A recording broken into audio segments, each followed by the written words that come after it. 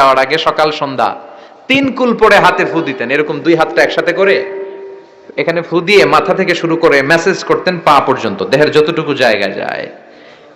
সূরাতুল ইখলাস, সূরাতুল ফালাক, সূরাতুন নাস, এই 3টা সূরাকে একসাথে বলে কুল আস-সালাসা, মানে 3 কুল। কি বলে? এই 3 কুল পড়ে না, যায় লিটন দেওয়ানের কাছে। কই যায়? লিটন দেওয়ান কিছু করতে পারে? লিটন দেওয়ান নাকি ভবিষ্যৎ বলে দিতে পারে। তো যমুনা ফিউচার পার্কে না বসুন্ধরাতে মনে হয় ওর চেম্বার, ওখানে আগুন লাগলো বসুন্ধরায়।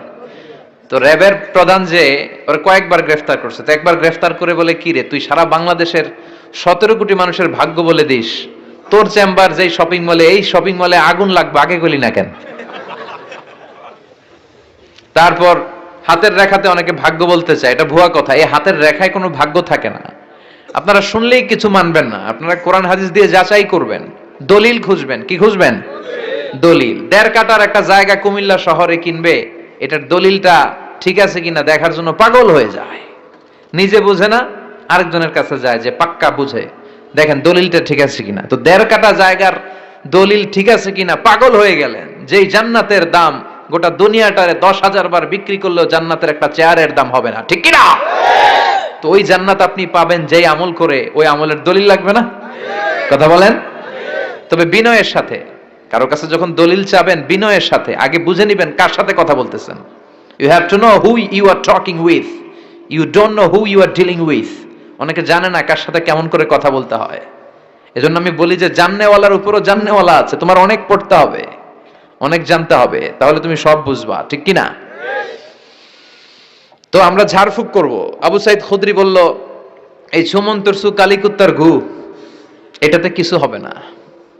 আমার কাছে এমন জিনিস আছে, এটা দিয়ে ফু দিলে ভালো করে দেয় কে? সবাই বলল, তাহলে আমাদের নেতাকে ভালো করো। আবু সাইদ খুদরি বলল, তাহলে আমার ছাগল দিতে হবে, 1 পাল ছাগল। ওরা রাজি হলো, সবাইকে সরিয়ে উনি বসলেন। এই জীবনে প্রথম উনি রুকিয়া করেছেন। সূরা ফাতিহা পড়ে একবার ফু দিলেন, চোখ বন্ধ ছিল, সর্দারের চোখ খুলে ফেলেছে। আবার ফু দিলেন, এবার বসে গেছে, আবার ফু, হাঁটতে শুরু করছে, পুরা সুস্থ। সুবহানাল্লাহ পড়েন। 1 পাল ছাগল পেলেন, পথিমধ্যে একটা ছাগল জবাই করেও খেলেন। এরপর বিশ্বনবীর কাছে এসে মাসালাটা রিচেক করে নিলেন, ক্রস চেক, ডাবল চেক। আপনারা এখন ইউটিউবের সময় না, যে কোনো জিনিস সার্চ দিলেই সব পাওয়া যায়, আপনি জানতে পারবেন। তো একটা বিষয়ের উপর অনেকগুলো আলেমের বক্তব্য শুনবেন, ফলে ওভারঅল একটা ধারণা আপনি পেয়ে যাবেন। বুঝতে পেরেছেন?